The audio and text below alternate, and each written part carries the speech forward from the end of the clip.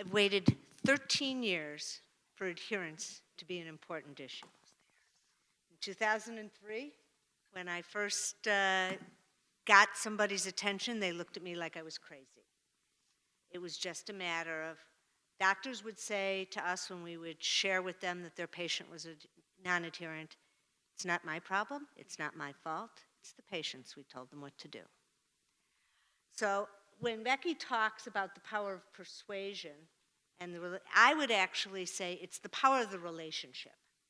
And the only way at the end of the day that we are going to truly have a breakthrough, and that doesn't mean improvements. We heard from Darius, we heard from Josh, that we can make improvements and we are making improvements. But we truly won't have a breakthrough till we are not only totally aligned, but we take a step back and we sit down and we all talk about it. We don't train physicians today, and I apologize for my peers in the room who are physicians. There are a couple who I've said, if I am ever in the situation where I become a diabetic, I am running to their front door so quickly because they are outstanding.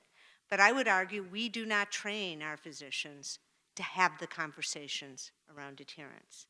It is amazing to me in the, quote, New World Order where we talk about accountable care organizations, whether that be the giant A in accountable or the little a in accountable, and patient-centered medical homes. And I am not a pharmacist, and I'm not paid by pharmacists to say this, but that we are not talking about bringing really the experts in helping patients to have these conversations into the fold.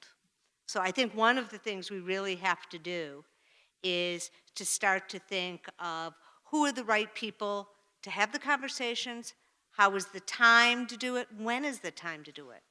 We know adherence is not static.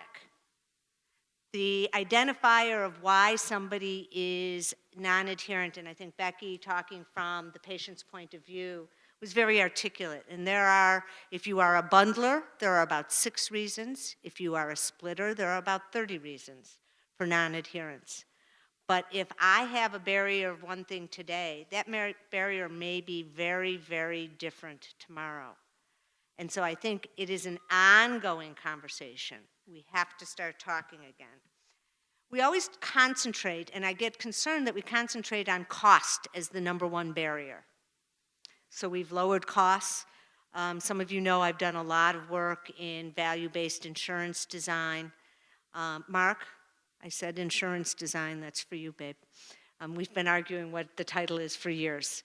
But I'm a fan, but if we think that's going to answer the adherence problem by itself, we're wrong. It generally will improve it by 3 to 11%. Some of the work that I've done with Silverlink showed in a cohort of about 250,000 patients who were asked what was their barrier to non-adherence. It's almost always in the top 5, and it was almost never the #1. In fact, out of that, only 11% said that cost was the #1 barrier. So I think we have to broaden our conversation again, and I would argue that. The last thing I want to talk about is realistic expectations. Like Josh, I work with a number of health plans and hospitals and large provider groups that are trying to address the issue of adherence. And sorry for the bad pun here, there is no pill. There is no perfect pill. There is no silver bullet.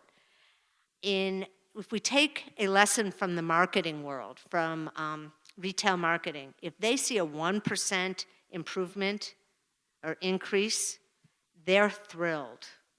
Our clients think we're going to take every single patient and make them adherent forever.